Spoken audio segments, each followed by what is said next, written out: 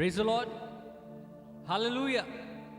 जीवित परमेश्वर का धन्यवाद देते हैं कि प्रभु ने एक बार फिर आपके सम्मुख आके इस डेली ब्रेड में उसकी आराधना स्तुति करने का प्रभु ने मौका दिया। प्रतिदिन हम प्रभु की आराधना कर रहे हैं और उसकी महिमा कर रहे हैं। इस शाम के समय में जो हम उसके उपस्थिति में अलग से बिताते हैं प्रियो, सच में ये मनोहर समय होता है जब प्रभु हमसे बात करता है और हम प्रभु को आराधना चढ़ाते हैं, और कि वो प्रभु योग्य है ऐसी आराधना की, वो योग्य है ऐसी महिमा की। हालेलुया। हम धन्य हैं कि हम उसे वो महिमा चढ़ा पाते हैं। प्रभु ने हमें जीवित रखा है, भला चंगा रखा है, ये उसकी दया है। आइए हम आरंभिक प्रार्थना करें, आज किस डेली ब्रेड को प्रभु के हाथों में सौंपें। दयालु परमेश्वर, बड़ी विनम्रता के साथ हम तेरे पास आते हैं खुदा। तेरी दया और तेरी कृपा के लिए हम धन्यवाद देते हैं खुदा। खुदा सुबह से लेकर इस क्षण तक तूने हमें संभाला, हम धन्यवाद देते हैं प्रभु। हम धन्यवाद देते हैं तेरे प्रेम और तेरी कृपा के लिए प्रभु। परमेश्वर, इस समय इस डेली ब्रेड को हम तेरे हाथ में सौंपते हैं खुदा।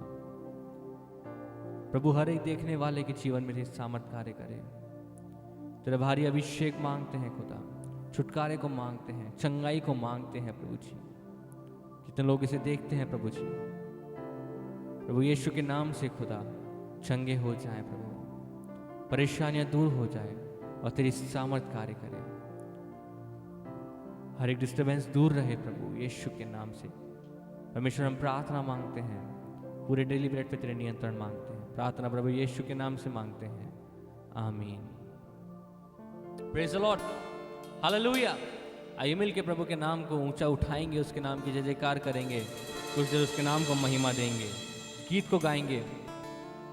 प्यार करूंगा मैं और ज्यादा तुझसे, आराधना और गहराई से।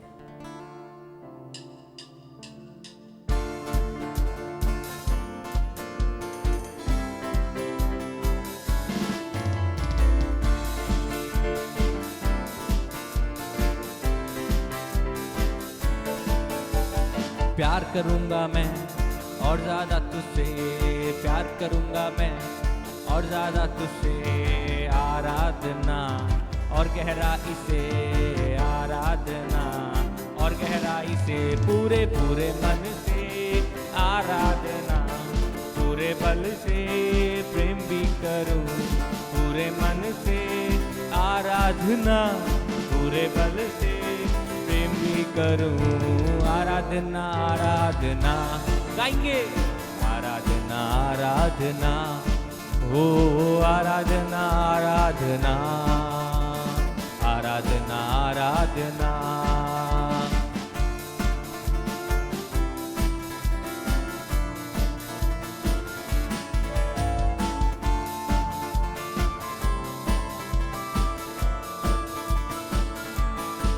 ओ एबेनेज़र हो, एबेनेज़र हो, अब तक संभाला, धन्यवाद प्रभु। एबेनेज़र हो, एबेनेज़र हो, अब तक संभाला, धन्यवाद प्रभु। पूरे पूरे मन से आराधना गाइए, पूरे मन से प्रेम भी करूं, पूरे मन से आराधना, पूरे बल से प्रेम भी करूं। आराधना आराधना, आराधना आराधना, यीशु राजा आराधना आराधना, आराधना आराधना।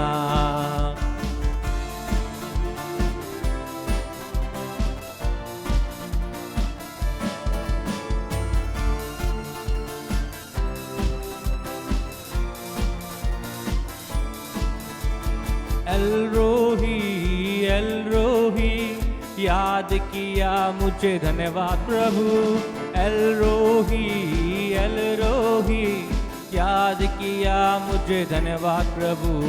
पूरे मन से आराधना, पूरे बल से प्रेम भी करूंगा, ये पूरे मन से आराधना, पूरे बल से प्रेम भी करूं। आराधना आराधना, आराधना आराधना, यीशु तेरी आराधना आराधना, आराधना आराधना, ओ महिमा आराधना आराधना, आराधना आराधना, यीशु तेरी आराधना आराधना आराधना आराधना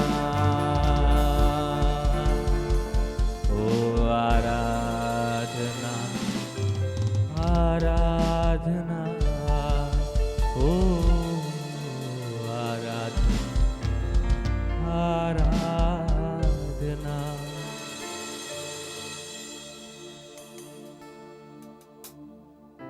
पूरे दिल से पूरे बल से तेरी आराधना। तू सर्वशक्तिमान, वायदों का सच्चा पूरा करने वाला प्रभु है खुदा। ना छोड़ता है ना त्यागता है। कभी ऊँगता नहीं, सदा जागता है वो। कभी ऊँगता नहीं, सदा जागता है वो। गिरने वालों को हरदम संभालता है वो। गिरने वालों को हरदम संभालता है वो। तेरा रब मेरा रब सोता नहीं, सो जाए ऐसा कभी होता नहीं। तेरा रब मेरा रब सोता नहीं, सो जाए ऐसा कभी होता। तेरा तेरा रब मेरा रब सोता नहीं, सो जाए ऐसा कभी होता नहीं। वो कभी ऊँगता नहीं, सदा जागता है वो। कभी ऊँगता नहीं, सदा जागता है वो। गिरने वालों को हरदम संभालता है वो। गिरने वालों को हरदम संभालता है वो। तेरा रब मेरा रब सोता नहीं, सो जाए ऐसा कभी होता। तेरा रब मेरा रब सोता नहीं, सो जाए ऐसा कभी होता नहीं।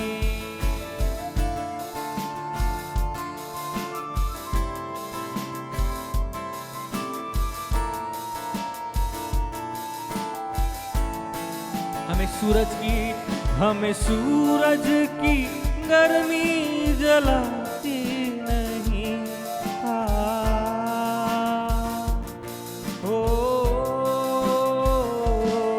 हमें सूरज की गर्मी जलाती नहीं। रात को चांदनी भी सताती नहीं।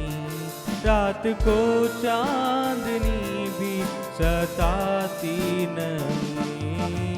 तेरा रब मेरा रब सोता नहीं, सो जाए ऐसा कभी होता नहीं। तेरा रब मेरा रब सोता नहीं, सो जाए ऐसा कभी होता नहीं।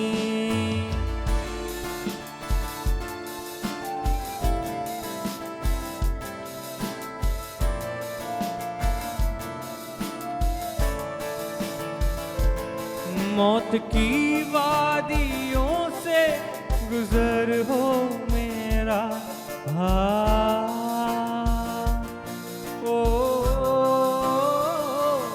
मौत की वादियों से गुजर हो मेरा। अलमसीह नासिरी होगा रहबर मेरा। अलमसीह नासिरी होगा रहबर मेरा। रब मेरा रब सोता नहीं। सो जाए ऐसा कभी होता, तेरा रब मेरा रब सोता। सो जाए ऐसा कभी होता नहीं, तेरा रब मेरा रब सोता ओ नहीं। सोता है ऐसा कभी होता नहीं, कभी ऊँगता नहीं, सदा जागता है वो। कभी ऊँगता नहीं, सदा जागता है वो। गिरने वालों को हरदम संभालता है वो। गिरने वालों को हरदम संभालता है वो। तेरा रब मेरा रब सोता नहीं। सो जाए ऐसा कभी होता नहीं, तेरा रब मेरा रब सोता नहीं। सो जाए ऐसा कभी होता नहीं।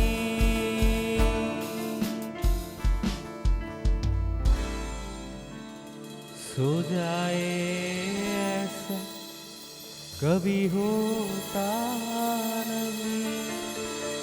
सो जाए ऐसा होता नहीं। ऐसा महान प्रभु है प्रिय, कभी ऊँगता नहीं, सदा जागता है। आइए ऐसे महान प्रभु की जिसकी हमने आराधना करी है, उसके जीवित कलाम को हम सुने। प्रभु के दास को सामने आमंत्रित करूंगा कि वो प्रभु के वचन को हमारे सामने बांटे।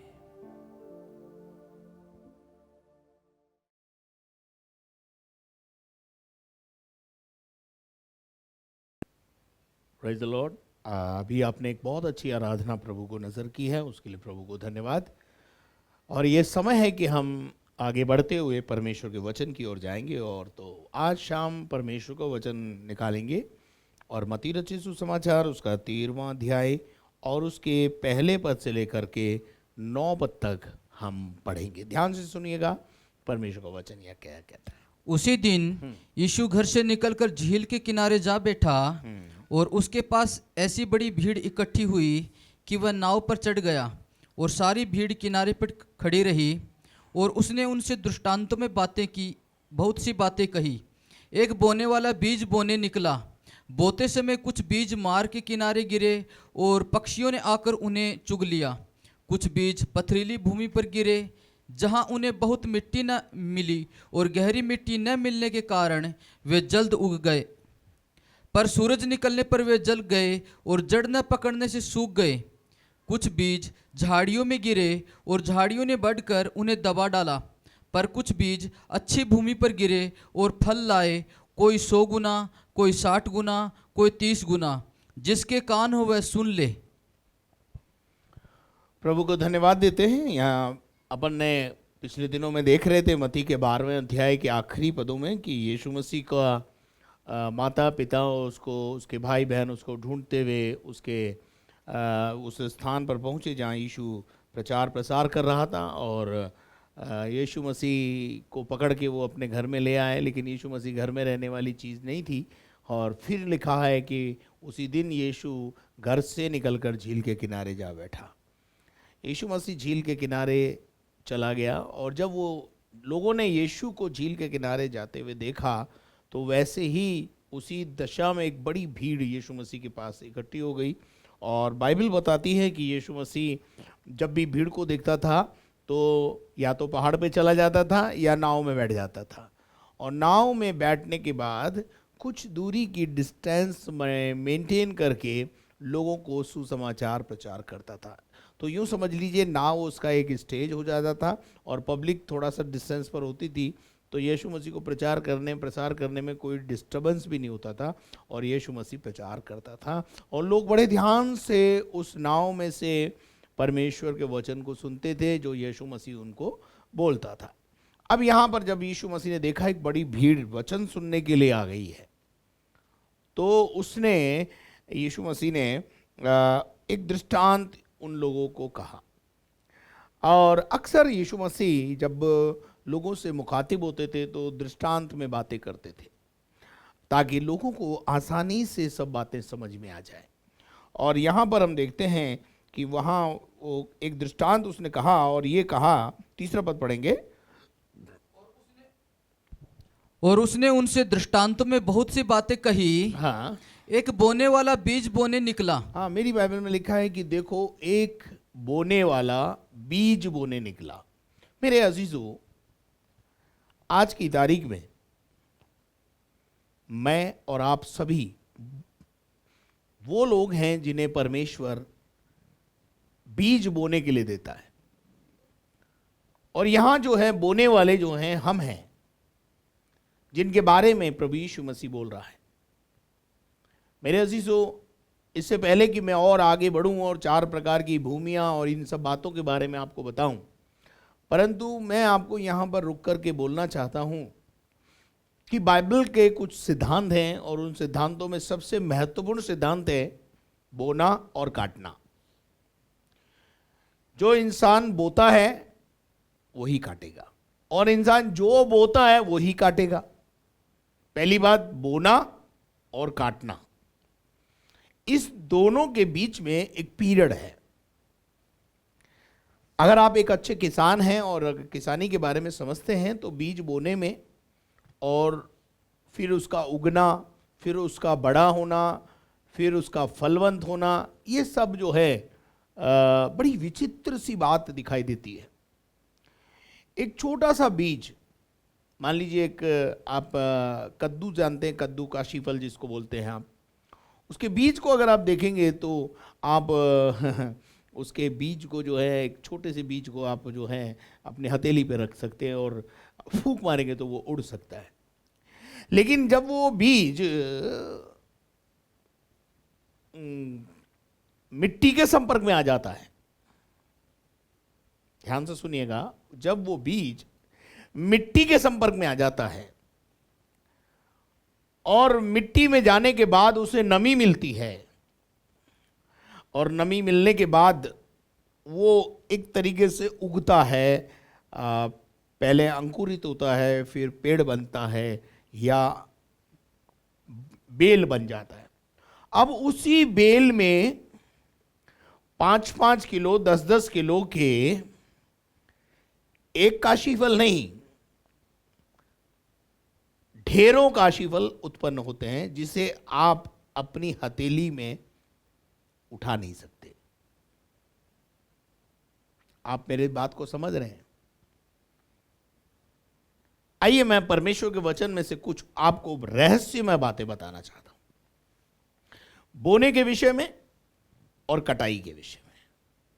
निकालेंगे हम सबोपदेशक 11वां अध्याय और उसके पहले पद से। सुलेमान बादशाह जो लेखक है वहां पर, वो किस प्रकार से कुछ बातों को वहां पर कहता है।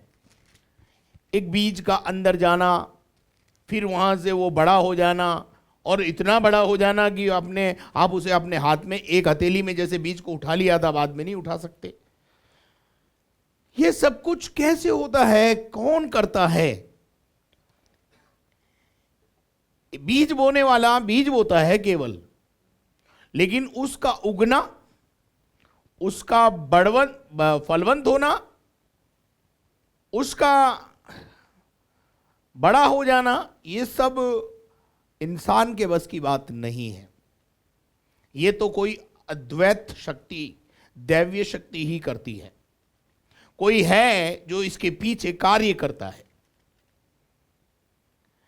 हमारी मसीही जगत में एक बहुत अच्छा गीत है, शून्य से लेके तूने मुझे रच लिया अपने ही रूप में, प्रेम किया है अनंत प्रेम से, दिया पुत्र मेरी मुक्ति के लिए, अनोखा प्यार है तेरा, करूंगा स्तुति तेरी मैं सर्वदा, अनोखा प्यार है तेरा, करूंगा स्तुति तेरी मैं सर्वदा।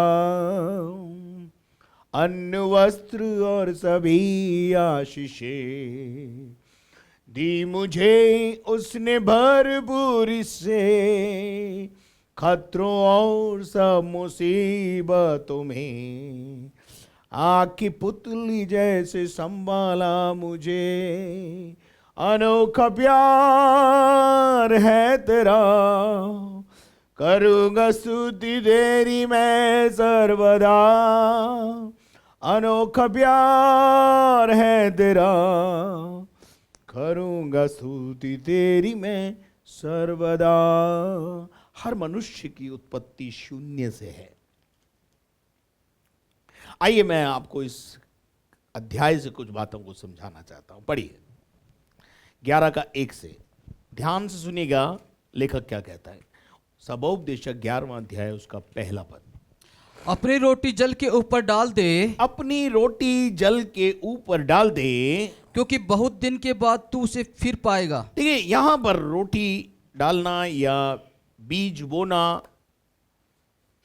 एक ही बात है, लेकिन लिखा है बहुत दिनों के बाद। इसका मतलब क्या है? वेट करना पड़ेगा, कुछ इंतजार करना पड़ेगा। अपनी रोटी जल के ऊपर डाल दे और क्योंकि बहुत दिनों के बाद तू उसे बहुत दिनों के बाद तू उसे फिर पाएगा। और किस रूप में पाएगा? वो एक अलग रूप होगा। जैसे मैंने एक आपको बीज का उदाहरण दिया था कि जब हम एक बीज को बोते हैं और जब वो बीज मट्टी के संपर्क में जाता है और वहां जाकर उसे अच्छा वातावरण जब मिलता है तो वो वहां से अंकुरित होता है और फलवंत भी होता है। और उस बीज के फल को आप अपने हाथों में उठा नहीं सकते। एक काशी फल जो 5 किलो 10 किलो का हो जाता है, क्या आप अपनी एक हथेली के अंदर उसे उठा पाएंगे? आपको दोनों हाथ लगाकर उसे उठाना पड़ेगा। लेकिन एक समय था वो छोटा सा था, जब आप उसको फूंक मारते तो वो उड़ सकता था। बीज की कंडीशन ऐसी ही होती है। लेकिन बीज का मिट्टी के संपर्क में आ जाना और उस वातावरण को प्राप्त कर लेना, उसके बाद उसको फलवंत होने से दुनिया की कोई ताकत नहीं रोक सकती है। कुछ बातों को अगर ध्यान रखा जाए तो बहुत फलवंत हो सकती है। तो बहुत दिनों के बाद तू उसे फिर पाएगा, पहली बात। दूसरी आयत, 7 वरन 8 जनों को भी भाग दे, हाँ, क्योंकि तू नहीं जानता कि पृथ्वी पर क्या विपत्ति आ पड़ेगी। 7 वरन 8 जनों को भी भाग दे, यानी उनको हिस्सा दे। और क्योंकि तू तू नहीं जानता कि पृथ्वी पर कब कौन सी विपत्ति आ पड़ेगी। आ पड़ेगी। आपको पता था कि कोरोना आएगा? नहीं था।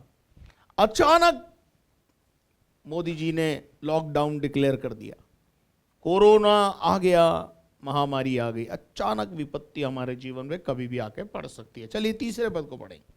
यदि बादल जल भरे हैं, यदि बादलों में जल भरा है, तब उसको भूमि पर उंडेल देते हैं। तो बादल बादल के अंदर जल ही नहीं है तो बादल क्या करेगा? बादल में जल का होना बहुत जरूरी है। और बादल जो है, जब पानी वाले बादल होते हैं तो वो बरसते भी हैं, उंडेलते हैं अपने आप को। पर आगे, और वृक्ष चाहे दक्षिण की ओर गिरे हाँ, या उत्तर की ओर, हाँ, तो भी जिस स्थान पर वह गिरेगा वही पड़ा रहेगा। देखिए एक वृक्ष जो होता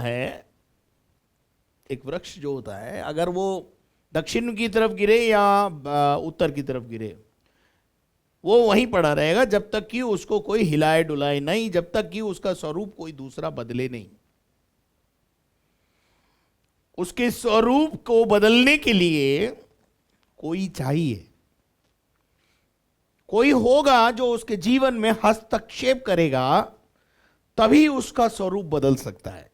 मान लीजिए एक पेड़ गिर गया है, चाहे उत्तर में गिरे चाहे दक्षिण में गिरे, गिर गया। लेकिन अगर वो गिर गया है तो कोई व्यक्ति जाएगा, उसे काट के लाएगा, उसके बाद उसको जो है फैक्ट्री में ले जाएगा, फैक्ट्री में ले जाकर उसके तख्ते बनाएगा या सुंदर से फर्नीचर के रूप में उसको बदल देगा। लेकिन उसके लिए कोई व्यक्ति का होना, कोई शख्सियत का होना, किसी की मदद के बिना पेड़ हिल नहीं सकता। वहां से कोई तो हो है जो उसको उसके रूप को बदल सकता है, उसके स्वरूप को बदल सकता है।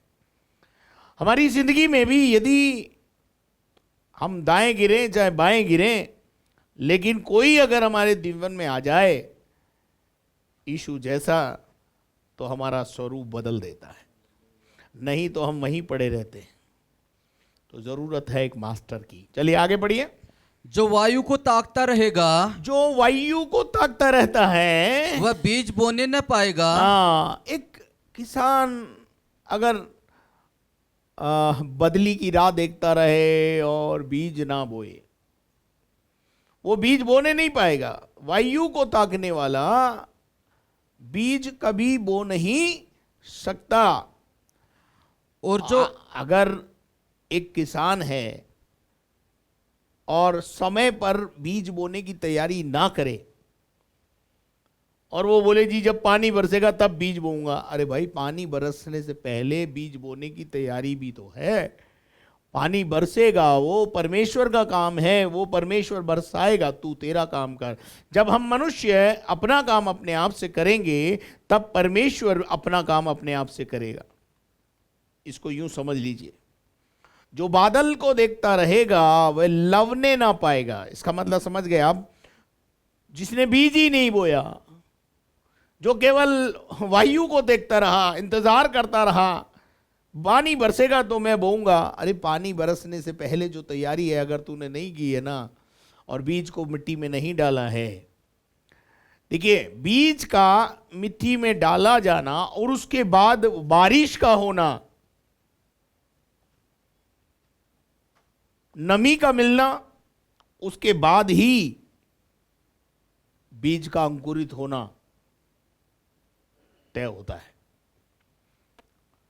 मनुष्य अपना काम करे, परमेश्वर अपना काम करे। मनुष्य अपना काम अपने समय पर करे, परमेश्वर अपना काम अपने समय पर करेगा। और जब ऐसा करेंगे तो हम आने वाले दिनों में बहुत सारी आशीषों को प्राप्त करेंगे। बीज जो बोते नहीं, अब कई प्रकार के बीज हैं जिनको मैं अभी आपको थोड़ी देर में बताऊंगा। चलिए आगे बढ़िए, क्या लिखा है? जैसे तू वायु के चलने का मार्ग नहीं जानता, जैसे तू वायु का मार्ग नहीं जानता। और किस रीति से गर्भवती के पेट में हड्डियां देखिए, बनती हवा हैं। किधर से आती है, किधर को जाती है, वायु का मार्ग पकड़ना या हमारे बस की बात नहीं है, या उसे रोक लेना हमारे बस की बात नहीं है। और लिखा है जिस रीति से गर्भवती के पेट में हड्डियां बढ़ती है। आपको क्या पता कैसे बढ़ती है? कोई तो है जो उसके पीछे काम कर रहा है, कोई तो है जो आपको पता है। यही इस गीत का जो सारा शीर्षक है, शून्य से लेके तूने मुझे चुन लिया, तूने मुझे रूप दिया। हमें रूप कौन देता है? जब हम अपनी मां के गर्भ में होते हैं, शून्य की अवस्था में होते हैं। उस शून्य की अवस्था में से परमेश्वर हमें वहां पर गर्भ में रखकर हमें जीवन देता है। हमारी हड्डियों को कैसे बढ़ती, हड्डियां अंदर पेट में कैसे बढ़ जाती हैं, ये हमारे समझ में आज तक नहीं आया। हेलो, क्या आप मेरे साथ हैं? ये कितना कितना अद्भुत है। इसी प्रकार से बीज का अंकुरित होना, फलवंत होना, गर्भवती के पेट में हड्डियों का बढ़ जाना, ये हमारे बस की बात नहीं है। यहां लिखा है गर्भवती के पेट में हड्डियां बढ़ती हैं, वैसे ही तू परमेश्वर के काम को नहीं जानता जो सब कुछ कर सकता है। Praise the Lord. मैं कुछ विचित्र बात बता रहा हूं आपको। गर्भवती के पेट में हड्डियों का बढ़ना कैसे होता है, किस तरीके से एक इंसान का जन्म होता है, किस तरीके से एक इंसान की आंखें बनती हैं, किस तरीके से इंसान बनता है, ये देखिए आप। और किस अवस्था से बनता है? शून्य से। अगर आप उस शुक्राणु के बारे में थोड़ा माइन्यूटली अध्ययन करेंगे तो आपको पता चलेगा किस तरीके से शून्य में से परमेश्वर हमारी रचना करता है। और गर्भवती के पेट में हड्डियां बढ़ने लगती हैं, मांस चढ़ने लगता है शरीर पर, आंखें बन जाती हैं, दांत बन जाते हैं। किस प्रकार से इमेजिनेशन कीजिए इसको। और लिखा है वैसे ही परमेश्वर का काम तू नहीं जानता जो सब कुछ करता है। इसका मतलब क्या है?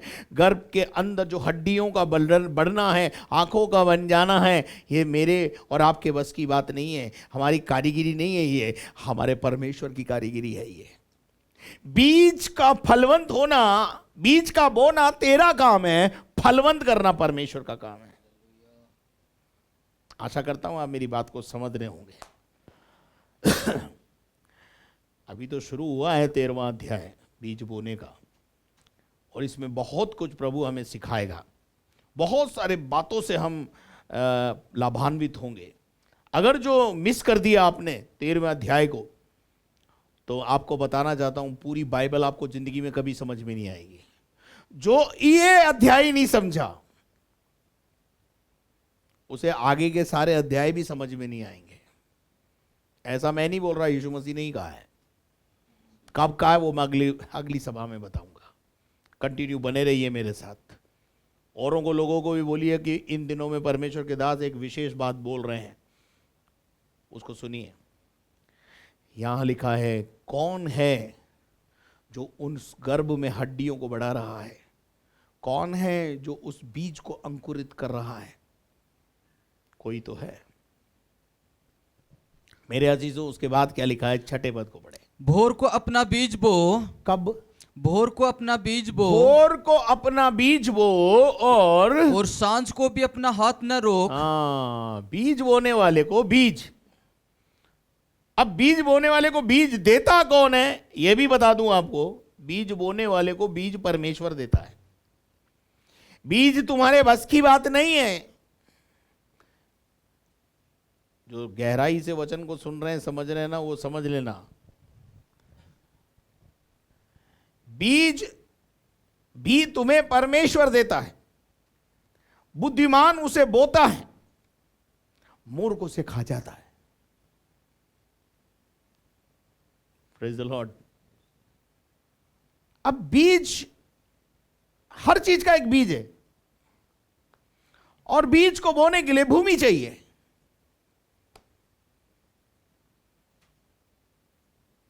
मनुष्य का बीज मनुष्य के अंदर है, उसको बोने के लिए आप समझ सकते हैं एक भूमि चाहिए। और जब वो भूमि में जाता है, भूमि में जाने के बाद उस भूमि जब उसे कंसीव कर लेती है, तो बढ़ाने का काम भूमि नहीं करती है। भूमि के अंदर परमेश्वर ही है जो उसे बढ़ाता है। सुबह को भी हाथ मत बीज अपना बीज बो और सांझ को भी अपना बीज बो। इसका मतलब क्या है? सुबह और शाम बोने का काम करते रहो, बोने का काम, बोने का काम। क्योंकि तू नहीं जानता, तुम नहीं जानते कि कौन सफल होगा, कौन सा बीज अंकुरित होगा, कौन सफल होगा, यह या वह, या तो ये या वो। शायद सुबह वाला निरर्थक हो जाए तो शाम को बो दे, शाम का वाला निरर्थक हो जाए तो सुबह वाला काम कर जाएगा। कहीं ना कहीं बोते रहोगे, बोते रहोगे, बोते रहोगे, बोते रहोगे। या दोनों के दोनों अच्छे निकलेंगे। कभी कभी दोनों भी अच्छे निकल सकते हैं।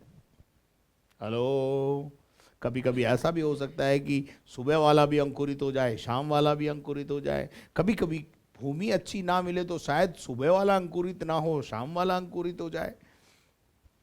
इसलिए बीज बोने वाला बीज बोने का काम निरंतर करता रहे।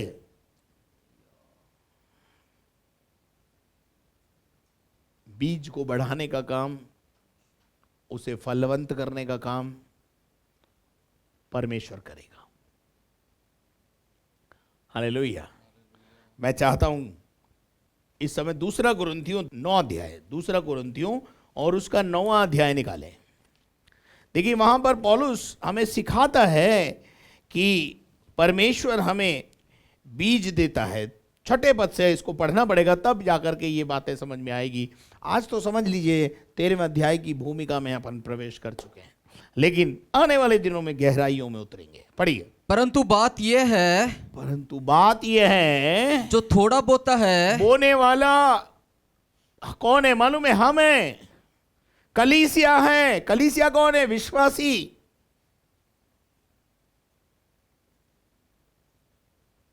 परमेश्वर कलीसिया को बीज देता है।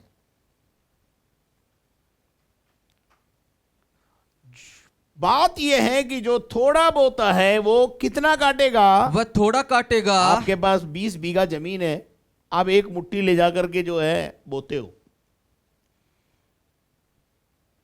अरे भाई, 20 बीघा जमीन बोने के लिए आपको बोरियां भर के बीज लाना पड़ेगा।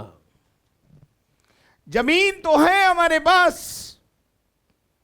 भूमि तो है हमारे पास, परंतु हम बोना नहीं चाहते, और बोते भी हैं तो कितना सा, थोड़ा सा लेकर के आते हैं। जो थोड़ा बोएगा वो थोड़ा काटेगा। मेरे भाई, भूमि परमेश्वर ने दी है बोने के लिए। प्रभु ने तुझे भूमि दी है बोने के लिए, तुझे प्रभु ने कलीसिया दी है। परमेश्वर का राज्य इतना बड़ा है, बोना। परंतु जो थोड़ा बोता है वो थोड़ा काटता है। बहुत सारे विश्वासी थोड़ी आशीष पाते हैं क्योंकि वो थोड़ा बोते हैं। बहुत सारे लोग बहुत पाते हैं क्योंकि वो बहुत बोते हैं। बोने और काटने की मिनिस्ट्री परमेश्वर का वचन सिखाता है। इस दृष्टांत को यीशु मसीह ने सबसे महत्वपूर्ण दृष्टांत कहा है। मैं आपको बताऊंगा आने वाले दिनों में। यह दृष्टांत अगर आपको समझ में नहीं आया तो पूरी बाइबल आपको समझ में नहीं आएगी।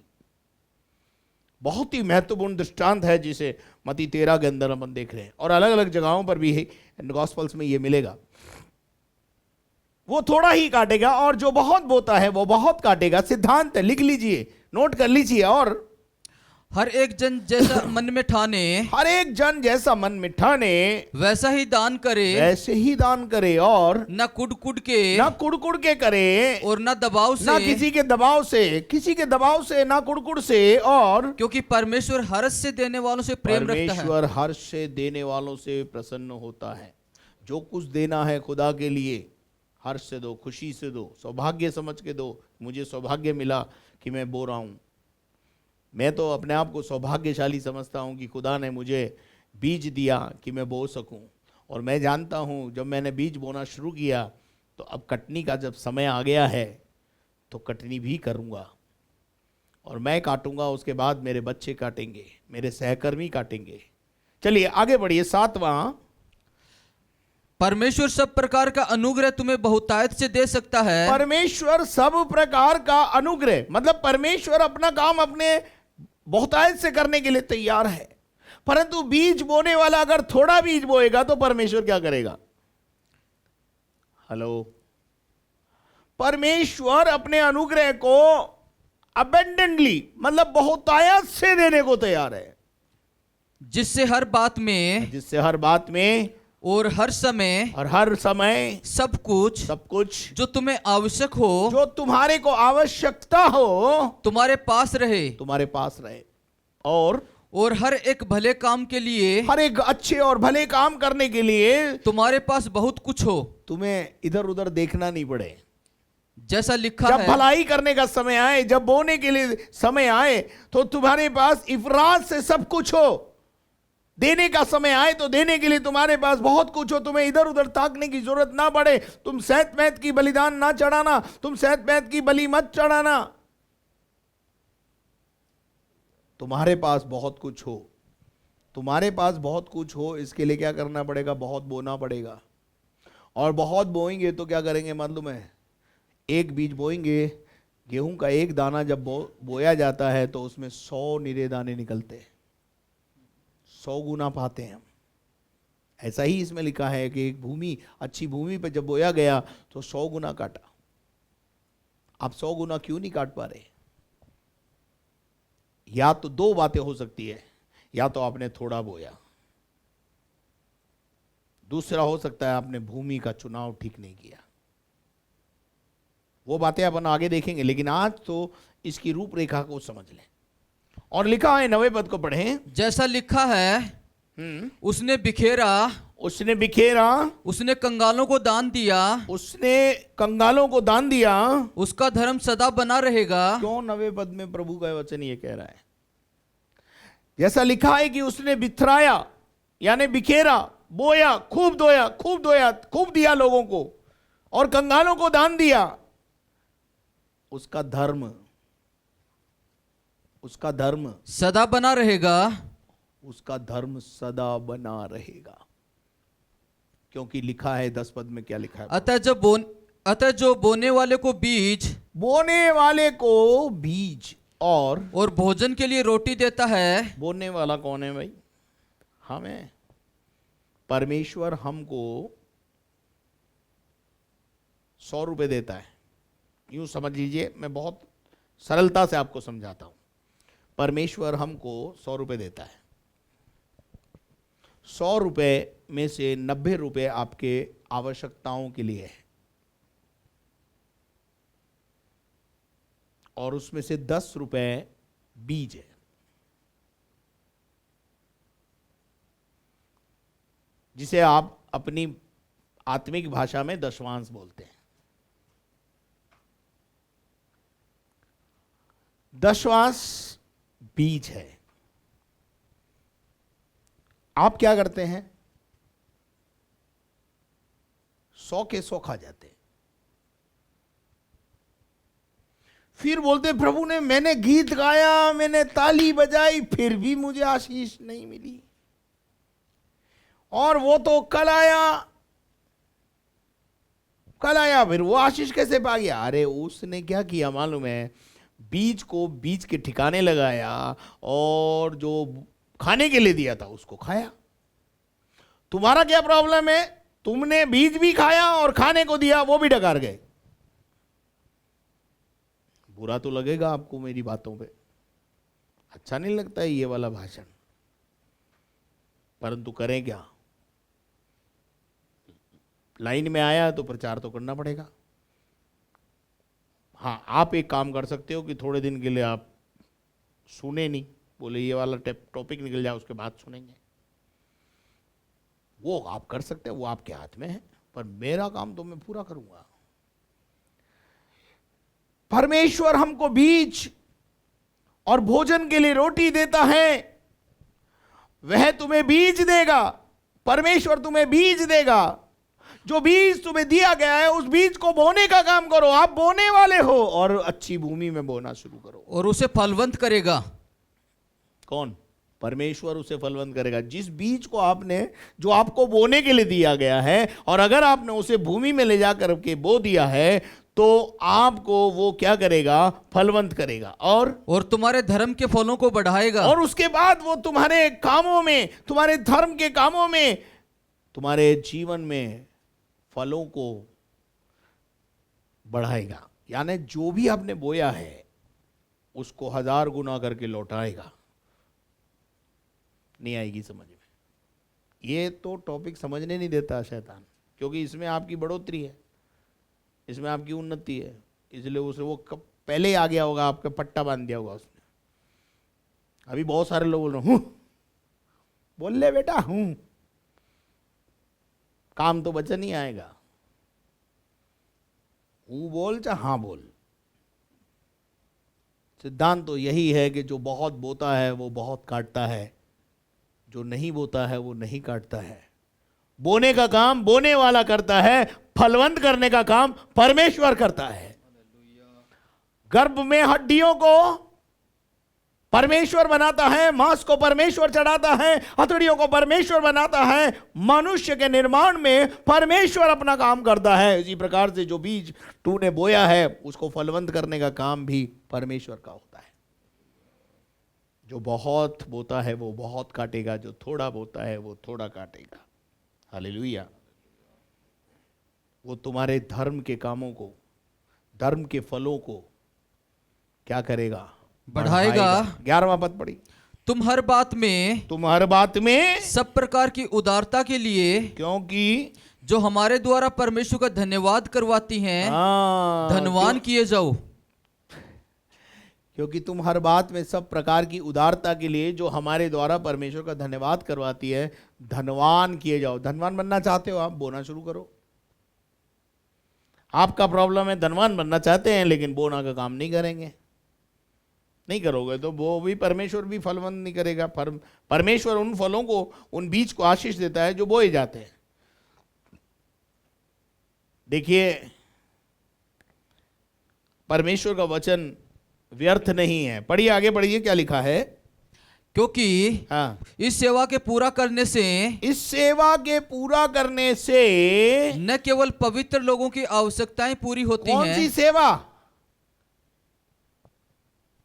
क्योंकि इस सेवा के पूरे करने से, यानी देने की मिनिस्ट्री है, गिविंग मिनिस्ट्री, बोने की सेवकाई, ये एक प्रकार की सेवा के विषय में पौलुस बोल रहा है कि ये एक प्रकार की सेवा है। आप चाहते हैं ना आप परमेश्वर की सेवा करें, एक सेवा है ये।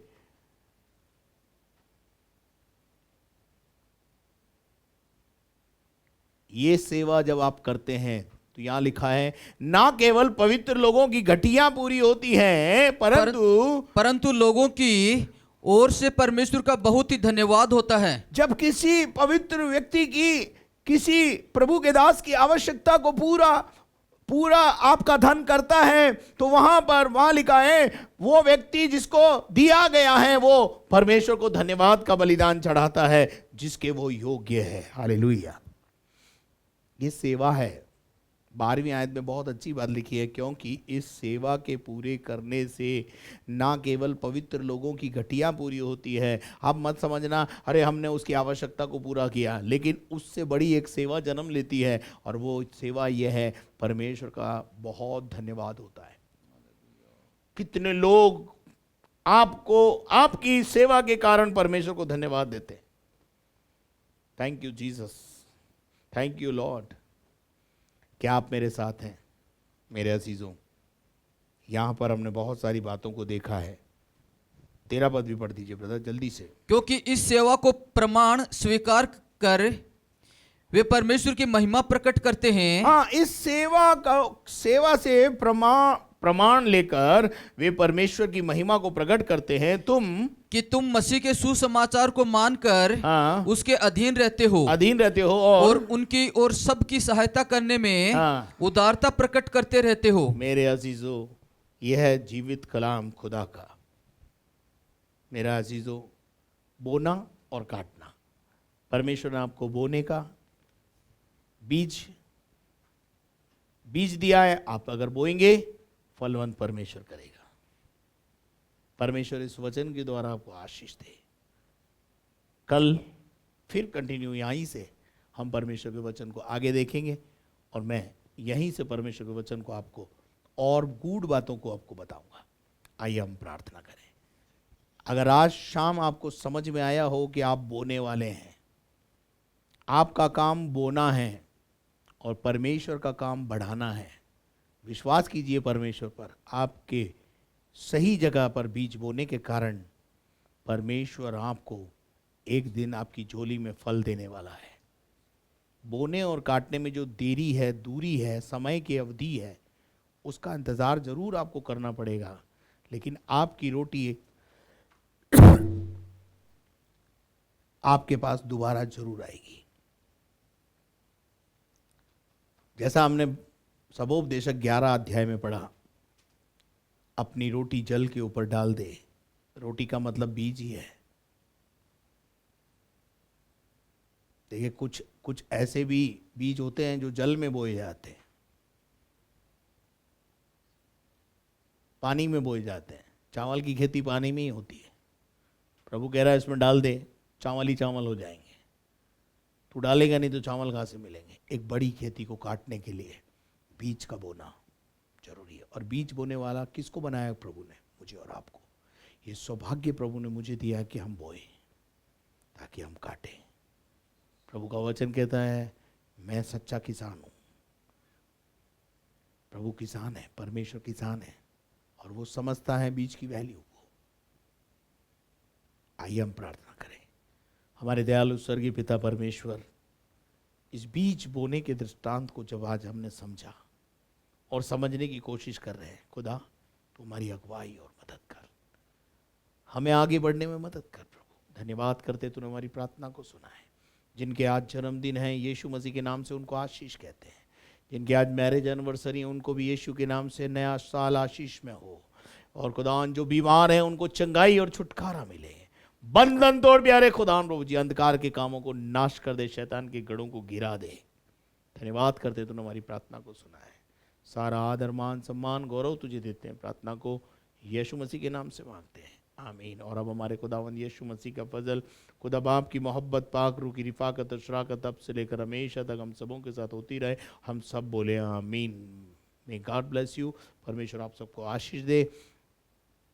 यदि आपने हमारे चैनल को सब्सक्राइब नहीं किया है तो जल्दी से सब्सक्राइब करें, बेल आइकन को दबाएं, शेयर करें, लाइक करें। यदि आप अपने प्रार्थना के निवेदन हमें देना चाहते हैं, जल्दी से प्रार्थना के निवेदन हम अपने प्रार्थना टावर के नंबर स्क्रीन पर हैं उन पर दें।